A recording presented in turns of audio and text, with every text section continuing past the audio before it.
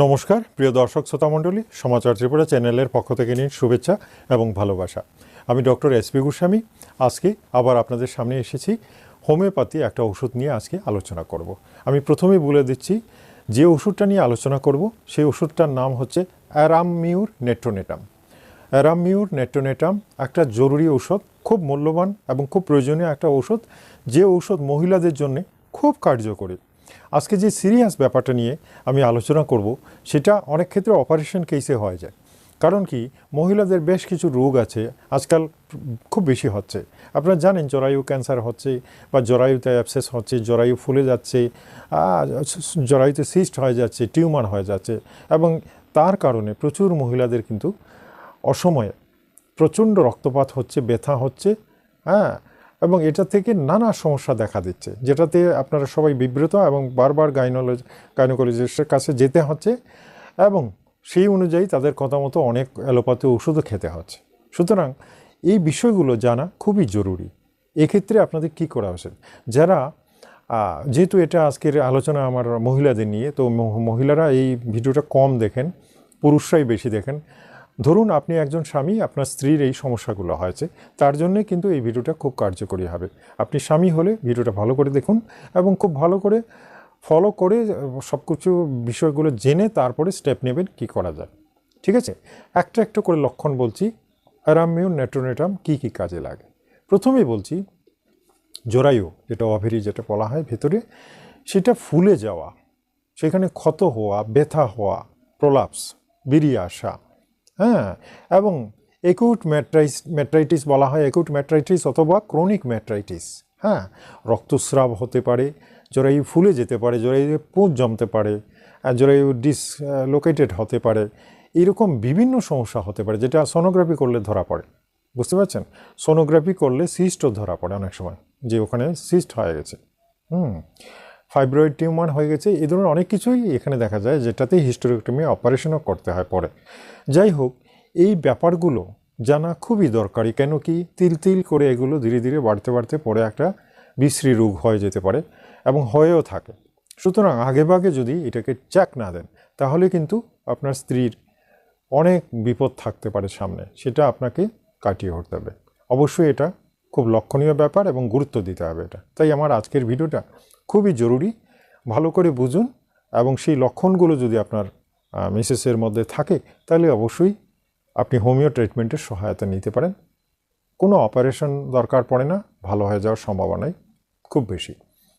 আসুন, প্রথমেই বলছি, ওই যে বললাম শ্বেতপ্রদর, সাদা স্রাব থেকে ধীরে ধীরে ধীরে ধীরে ভেতরে ডিম্বকোষের বৃদ্ধি বড় হয়ে যায়, এতই বড় হয় যে দেখা যায় তলপেটাটা ফুলে গেছে, একেবারে পাছা টাচা নিয়ে মানে অনেকটা ফুলে গেছে। তো প্রথমে মহিলারা বুঝতে পারে না কি হচ্ছে, কিন্তু পরে কিন্তু ওরা ঠিকই বুঝতে পারেন যে কিছু একটা ভেতরে হয়েছে এবং সেটা ফুলে যাচ্ছে। জরায়ু গ্রীবা, যেটা অর্থাৎ জরায়ুর মুখের মধ্যে একটা ফুলকপির মতো শক্ত একটা টিউমারের মতো বোঝা যায়, যে মনে হয় অনেক সময় বেরিয়ে আসছে, সবজি কাটার সময় মনে হয় ওটা বেরিয়ে আসছে। এরকম পরিস্থিতি হলে জানবেন যে এখানে একটাই ওষুধ প্রয়োগ করা যেতে পারে, অ্যারাম মিউর নেট্রোনেটাম। অ্যারাম মিউর নেট্রোনেটাম, এটার পরবর্তী যে ওষুধগুলো, অর্থাৎ জরায়ুতে যদি টিউমার সিস্ট হয়ে যায়, তাহলে আমরা ফ্র্যাক্সিনাস আমেরিকানা নামে আরেকটা ওষুধ আছে, সেটা দিয়ে থাকি। কিন্তু সেই স্টেজে না যাওয়া পর্যন্ত যে ব্যাপারগুলো, সেখানে অ্যারাম মিউর নেট্রোনেটামে সেরে যায়। বুঝতে পারছেন? সুতরাং অ্যারাম মিউর নেট্রোনেটাম প্রয়োগ করার আগে আপনার এই লক্ষণগুলো ভালো করে বুঝে নিন। এক কথায়, আপনার মহিলার তলপেট সংক্রান্ত ব্যথা বেদনা, জরায়ুর বৃদ্ধি, জরায়ু বেরিয়ে আসার মতো প্রবণতা, এবং আপনার মিসেস মানে সবসময়ই বলেন যে আমার কি হয়েছে, আবার সাদা স্রাব তো সাথে আছি, এই যে জিনিসগুলো কিন্তু একটা সিমটম, যে সিমটমটা হচ্ছে অ্যারাম মিউর নেট্রোনেটামের সিমটম।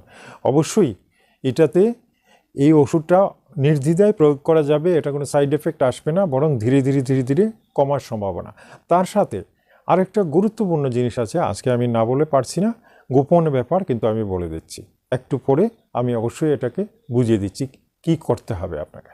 ঠিক আছে, প্রথম ব্যাপার হচ্ছে, দেখুন জরায়ুর যে সমস্যাগুলো, যেটা মেয়েদের বিয়ের আগে কিন্তু খুব কমই থাকে, বিয়ের পরেই বেশি হয়ে যায়। এর প্রধান কারণ হচ্ছে ওই যে যৌন মিলন, অর্থাৎ স্বামীর সঙ্গে মিলিত হওয়া, স্বামীর কাছ থেকে যে ইনফেকশন যেগুলো স্ত্রীর দেহে প্রবেশ করে যায়, সেটা থেকে কিন্তু ইনফেকশনটা বা ব্যাকটেরিয়াল ইনফেকশন, বিভিন্ন ধরনের ব্যাকটেরিয়াল ইনফেকশন হয়ে যায় এবং সেগুলোর থেকেই কিন্তু অর্ধেক রোগের কারণ হয়ে দাঁড়ায়। সুতরাং সেখানে একটা সাবধানতা অবলম্বন আপনাকে করতেই হবে, সেটা হচ্ছে স্ত্রীর সাথে স্বামীকেও কিন্তু গাইনোলজির কাছে যেতে হবে এবং ওনাদের পরামর্শ মতো যে ব্যাকটেরিয়াল যে ঔষধগুলো, যেটা সাধারণত মেট্রোনিডাজোল বেশি দেওয়া হয়, যেটা ইনফেকশনটা রোধ করতে পারে। আর হোমিওতে স্বামীরও কিছু ঔষধ আছে, সেগুলো আমার সাথে আলোচনা করলে আমি বলে দিতে পারবো। একটা সিরিয়াল মেডিসিনের কোর্স আছে, সেটা স্বামী খেলে পরে ইনফেকশনটা ওনারও চলে যাবে। তো এই যে ব্যাপারগুলো, এই ব্যাপারগুলো সাবধানতা অবলম্বন করতে হবে আপনাকে। কেন কি, আপনার স্ত্রীকে হয়তো ওষুধ দিয়ে ভালো করা হচ্ছে বা ওষুধগুলো কাজও করছে, ভালো হয়েও যাচ্ছে, কিন্তু আবার তাকে অসুস্থ করে দিলেন আপনি। ওই ইনফেকশন জিনিসটা ট্রান্সফার করে, বুঝতে পারছেন তো, ট্রান্সফার করে। এই যে ট্রান্সফারেশন, এই ট্রান্সফারের কারণেই কিন্তু আপনার স্ত্রী বারবারই অসুস্থ হবেন এবং ওষুধ খাওয়া সত্ত্বেও ভালো হবেন না। একটু ভালো বোঝা যাবে, আবার কিন্তু তাকে আপনি ইনফেকশন করে দিচ্ছেন। সুতরাং সবচেয়ে বড় ট্রিটমেন্ট হচ্ছে প্রিভেনশন, অর্থাৎ আপনাকে ওই ব্যাপারটাকে রোধ করতে হবে। সেটার জন্য দুটো পদ্ধতি, কন্ডম ইউজ, কিন্তু সেটা দিয়েও হবে না। কেন কি, সব ক্ষেত্রেই দেখা গেছে কন্ডমের মিস ইউজ হচ্ছে, অর্থাৎ সময় মতো কন্ডম লাগান না, এবং ওই যে একটু কিছু সময় খোলা থাকে, বেশি বুদ্ধি করতে গিয়ে কিছু সময় খোলা থাকে, ওই বারবার ওই সময়েই ওইগুলো ট্রান্সমিশন হয়ে যায়। তাহলে এটাকে আপনাদের নিজের কি বলবো, সংযত এবং সংযম পালন করে স্ত্রীকে বাঁচাতে হবে। এই জিনিসটা পুরুষদের জানা দরকার। এবং আপনার স্ত্রীকে যদি সত্যি সত্যি ভালোবাসেন, তাকে যদি বাঁচাতে চান, নিরোগ দেহে রাখতে চান, তাহলে ওই জিনিসটা আপনাকে কন্ট্রোল করতে হবে। এটাকে মেন্টালি আপনার দৃঢ়তা আনা দরকার এবং সেটাকে আপনি সংযত হয়ে নিজেকে আগে সুস্থ রাখুন। ট্রান্সফার হতে দেবেন না, ব্যাকটেরিয়া ট্রান্সফার হতে দেবেন না, ইনফেকশন যাতে ওর দেহে না প্রবেশ হয়, তাহলে ঠিক হয়ে যাবে। শুধু অ্যারাম মিউর নেট্রোনাটাম খেলেই সুস্থ হয়ে যেতে পারেন, যদি ট্রান্সমিশন না হয়। ঠিক আছে, দেখুন এইভাবে মেয়েদের ক্ষেত্রে অনেকগুলো রোগ আছে, জরায়ু সম্পর্কিত অনেকগুলো রোগ আছে। এখানে প্রধান রোগ ওইগুলোই, তিনটে রোগেই মেয়েরা সবচেয়ে বেশি আক্রান্ত হয়। সেটা হচ্ছে সাদা স্রাব। সাদা স্রাব ধীরে ধীরে বাড়তে বাড়তে জরায়ু গ্রীবায় ফুলকপির মতো হয়ে যায়, ইনফেকশন হতে পারে, সিস্ট হতে পারে। ঠিক আছে, এবং লাস্টলি দ্য হিস্টোরেক্টমি অপারেশনাল লাগে, অর্থাৎ জরায়ু কেটে ফেলে দিতে হয়, জরায়ু পুরো বাদ দিতে হয়, রিমুভ করতে হয়। তো এগুলো যাতে না হয়, এগুলো যাতে করতে না হয়, সেটার জন্য আপনাকে সাবধানতা অবলম্বন করতে হবে। দ্বিতীয় হচ্ছে ডিএমসি একদমই করাতে পারবেন না।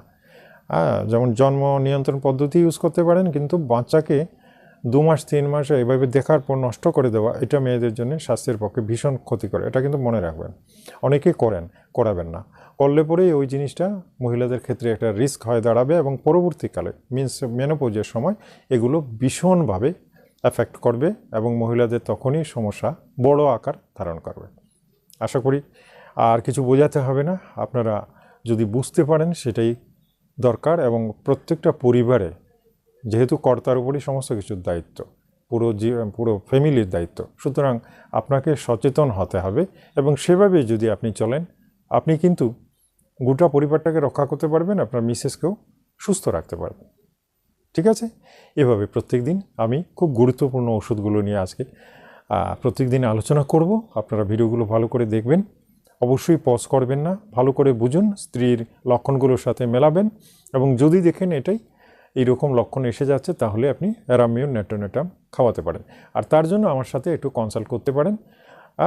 যে হোয়াটসঅ্যাপ নাম্বার দেওয়া আছে সেখানে মেসেজ করুন, নামটাম লিখে, আমি অবশ্যই রিপ্লাই দেবো, একটু দেরি হলেও রিপ্লাই পাবেন। ঠিক আছে, চ্যানেলে যারা নতুন এসেছেন অবশ্যই চ্যানেলটাকে সাবস্ক্রাইব করে নেবেন এবং বেল আইকনটা কিন্তু টিপে দেবেন, তাহলে প্রত্যেক দিন আমার পাবলিশ হওয়া ভিডিওগুলো আপনি দেখতে পারবেন। ঠিক আছে, ভিডিওটা ভালো লাগলে একটা লাইক দেবেন আর ভিডিওটা শেয়ার করবেন। ঠিক আছে, আজ তাহলে এই পর্যন্তই। আগামীকালকের জন্য চাইব বিদায়। নমস্কার, ধন্যবাদ।